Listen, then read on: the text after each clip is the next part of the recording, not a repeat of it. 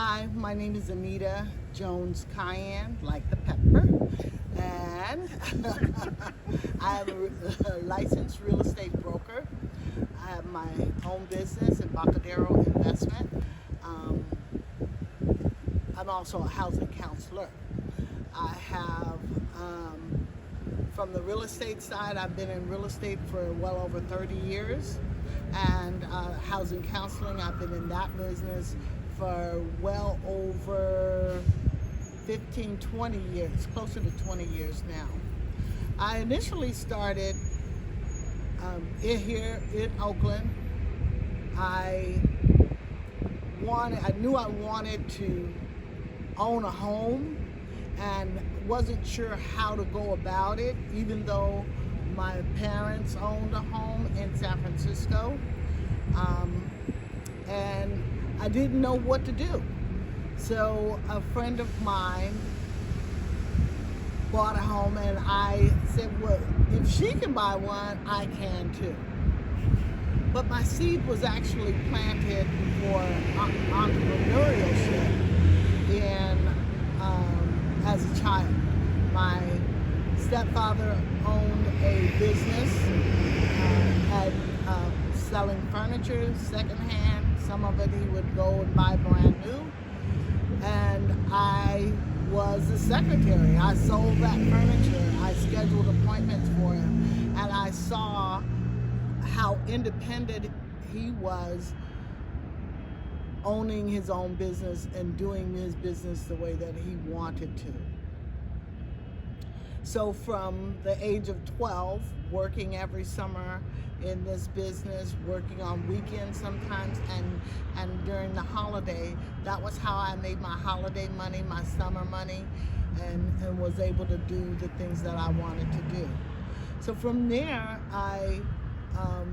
coming back to me being in the real estate world, well, once my girlfriend bought a house, and I then said, if she can buy one, I can buy one, because we were working at the same job.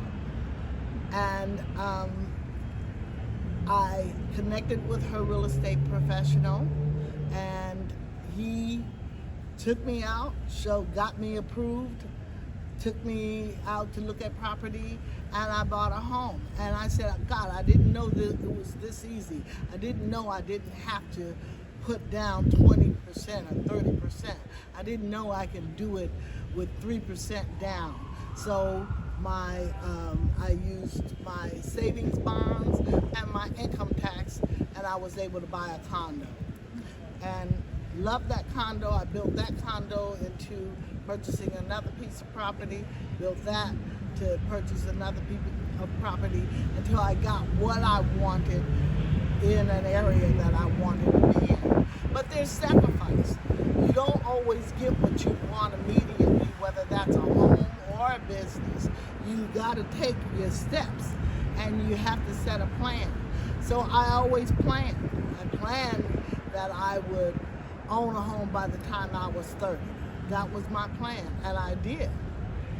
Even with a child. I had my son, and I was a single mom and doing it my way.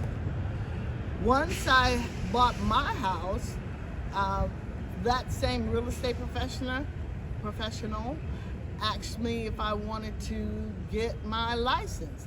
And I said, well, yeah, why not? So I went ahead, and while I was working, I took the class and got my real estate license as an agent.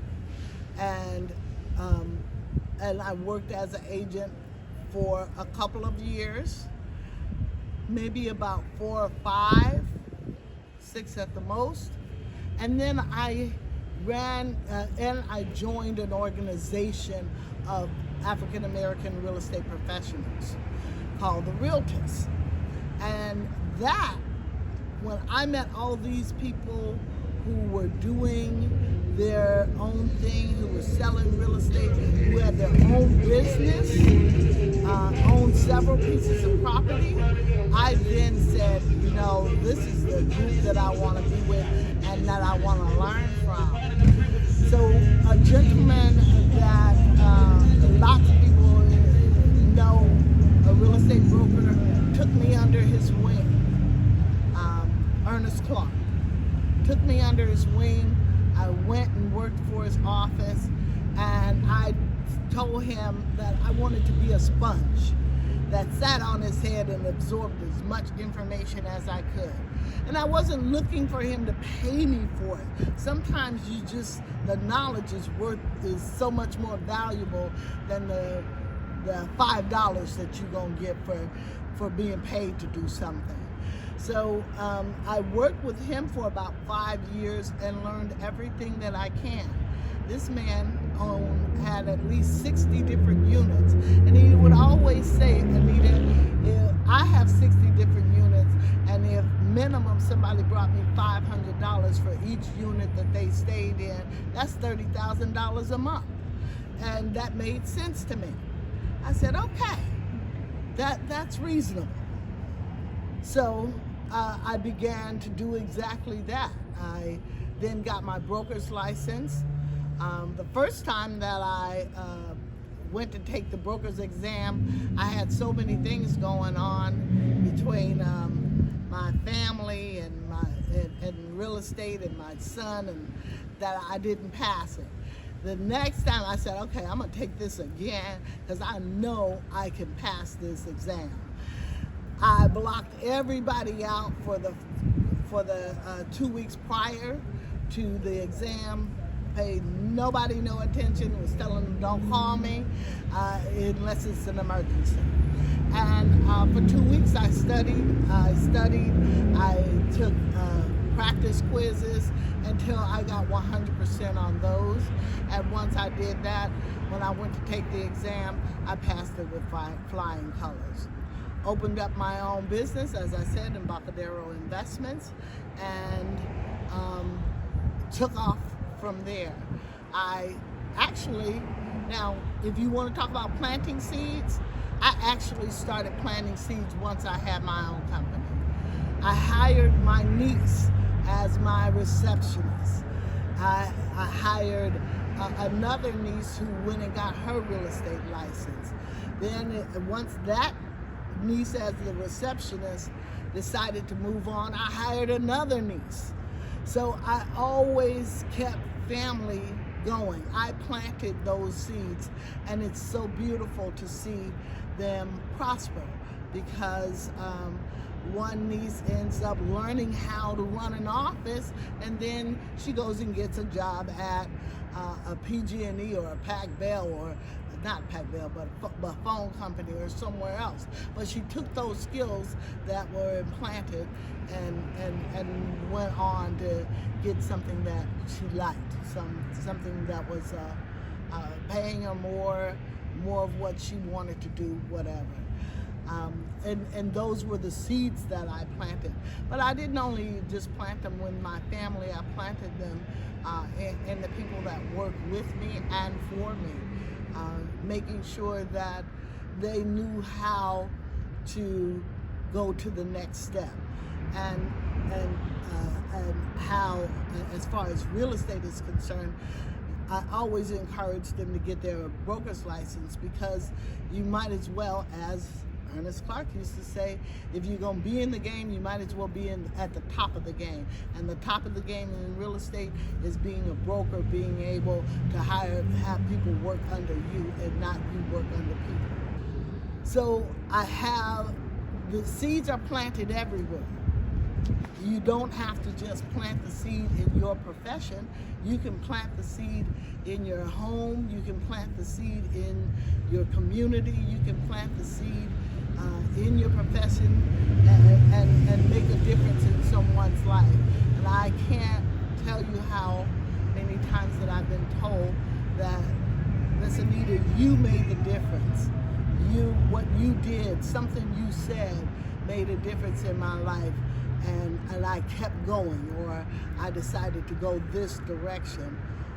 I've even done, in the housing counseling, I've even done classes with the high schools, so that kids aren't coming out of high school and having all of these or all of these companies coming at them. Here, you can have a credit card. You're 18 now, and they abuse it, because they don't know any better. So I did those classes, and the young man at the commencement, as a part of his commencement speech, mentioned the fact that we did the class and that it has made a difference in his life. And he understands finance just that much more and will use it in a whole different way. So in this real estate business, and I'm just talking about real estate because that's where I am, in this real estate business, there's more to it than just being an agent or a broker. You can, or a real estate broker. You can be an appraiser. You can be a mortgage broker. You can do lending for a corporation. You can even start your own. So there are so many. You can get into the escrow portion where you be an escrow officer.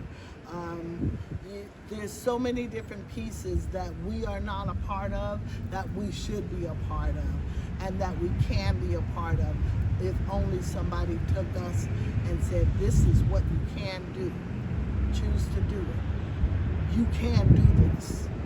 As a member of the advisory committee of Black Clover, oh my God, I can't tell you how happy I am to see what Black Clover is doing.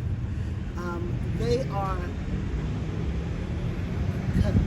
are giving us a location where we can mentor, where we can bring all of these individuals who are interested in starting a business, interested in learning something different, interested in their community.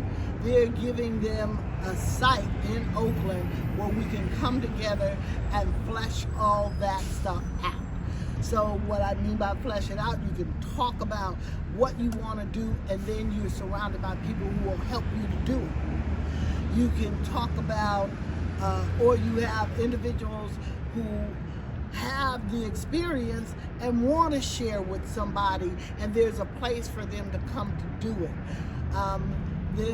And you can eat if you want to. You can learn to cook if you want to, because that is not available anymore. Not in high school. You can even learn civics, and we really need that so we can go out and vote. Yes. That's another piece. Yes. Because you never know what you're gonna get when you get a group of people together and somebody who actually wants to listen to them and put them, somebody who wants to listen to them and they share the knowledge. Because we're over 35. We got more experience than you can dream of. So in that, we want to share it. We ain't trying to sit on it and watch an egg. That's not where we're coming from. We want to watch a chicken develop and grow and become a rooster and wake us up in the morning. That's what we're talking about. Black Clover bringing to the table in this environment. I would advise anybody who is 12, and I'm gonna start at 12 because people start their own thing at 12. Anybody from 12 to 35, be open to listen to somebody 35 and over. We've done it already. You don't have to make the same mistakes that we did. So hear us out. And for the ones 35 and over, be patient with these young people, because even though they don't hear you now, they will hear you eventually when they are ready. So just be patient with them and let them go through their phase. And when they come back to ask you that question, now you feed them that knowledge like you wanted to feed them the very first time. A gigantic bowl of cereal, not a mixing bowl. Not no soup bowl, a mixing bowl of cereal. So feed them that information when they're ready to receive it.